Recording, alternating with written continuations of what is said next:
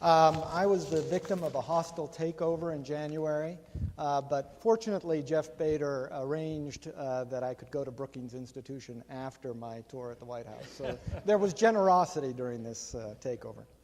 The Bush 43 era in U.S.-China relations really is quite an amazing story.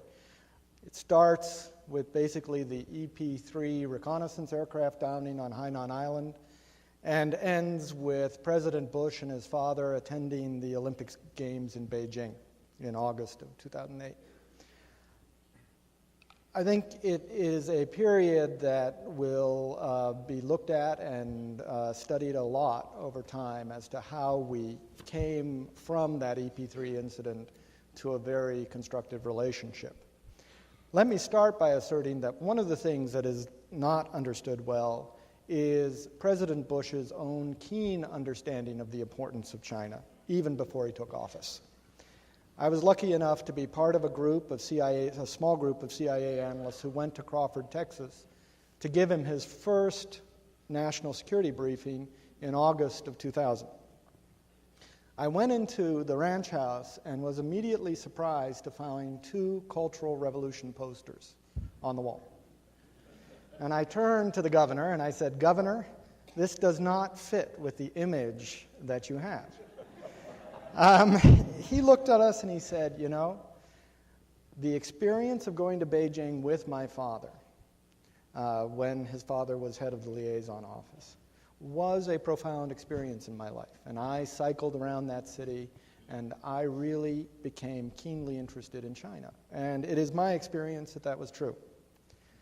So when he went to Shanghai after 9/11 for the APEC summit in 2001, he really talked very candidly to Deng Xiaoping about what kind of relationship he wanted.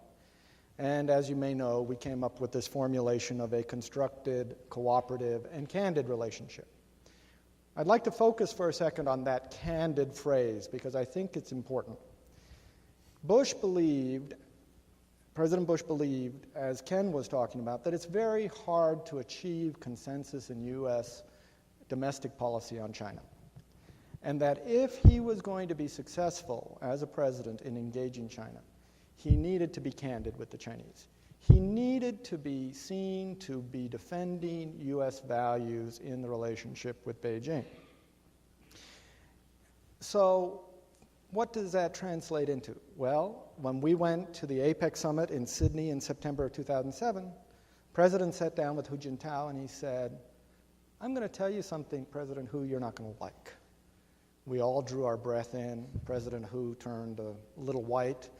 And the president said, "I am going to be the first American president to meet publicly with the Dalai Lama. Nancy Pelosi is going to give him a medal, and I feel it is my responsibility as President of the United States to be at that ceremony." Of course, Hu was taken aback. He repeated the well-known phrase, 1.3 billion Chinese will be offended by this action. But it was the right thing to do because it didn't surprise the Chinese. And frankly, too often, I think Americans want to out-Chinese the Chinese with politeness. And then we tend to surprise them later on with our actions. And I think the president understood that. By the way, the other thing he did in that meeting that was important was he also said to President Hu, "I'm going to Beijing for the Olympics. And I know that I'm going to get criticized a lot for this decision. I know that there are going to be a lot of even my advisors who won't want me to do this, but I'm doing it." And of course, he kept his word on that. I think his straight talk was also important on the Taiwan issue. You will remember how upset the Chinese got at President Chen Shui-bian for the drift in Taiwan politics.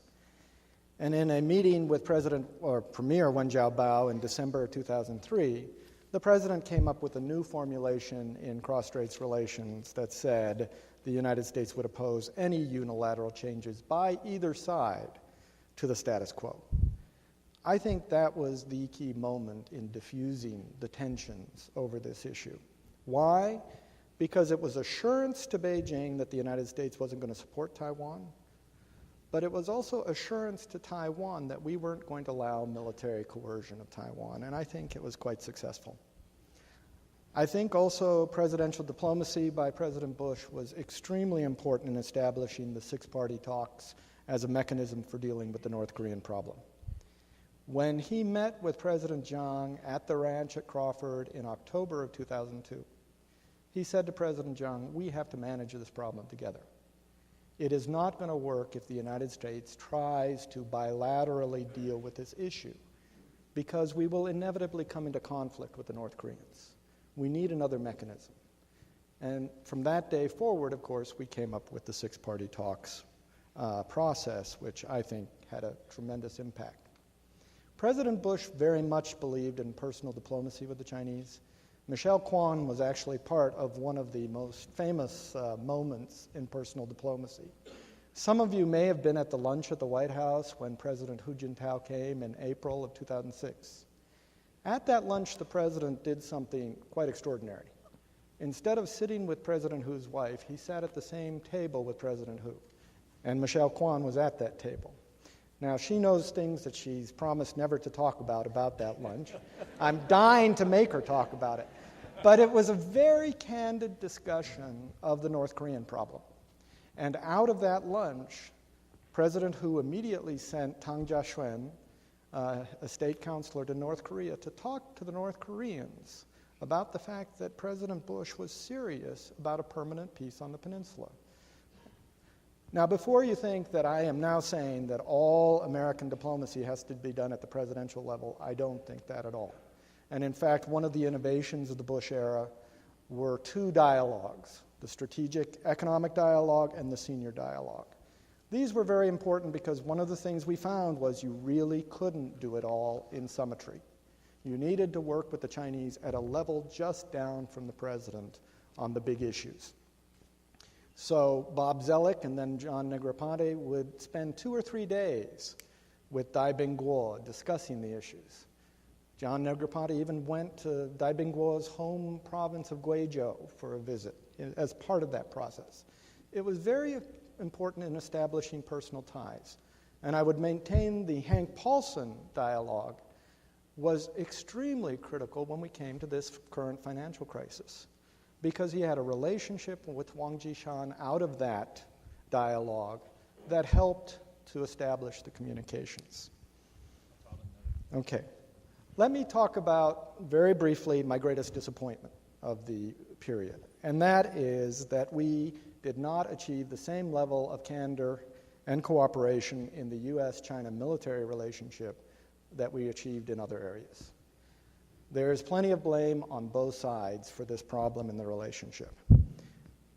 The Chinese side, I think, is frankly too secretive about their military, and we were too demanding about reciprocity in the relationship. So I hope that the Obama administration will find a way to engage the PLA in a much more constructive relationship. You know, I always remember that Secretary Paal was very quick to point out that as a White House intern in 1973, he made a trip to China, and that trip had a tremendous impact on his views. And I think in U.S.-China relations, we need more Secretary Powells on both sides of the relationship. Thanks. Thank you, Dennis. We now come to Jeffrey Bader, who is the current Senior Director for Asian Affairs at the National Security Council, which means, of course, that he's only about a quarter of the way through his workday. Jeff? Thanks very much, Stape, and thanks to you, Stape, and to Chung Lee for arranging this reunion of 4 old friends here. I would reluctantly echo what Ken said about our having worked together. That means I have to tear up the highly partisan speech I was going to give, in which I was going to criticize the work of my predecessors and contrast it with the successful approach we've implemented. But inevitably, my remarks are going to be less interesting than those that have preceded, because we're on the record, and I'm a sitting official, and therefore all I can do in making news is cause problems for myself. So,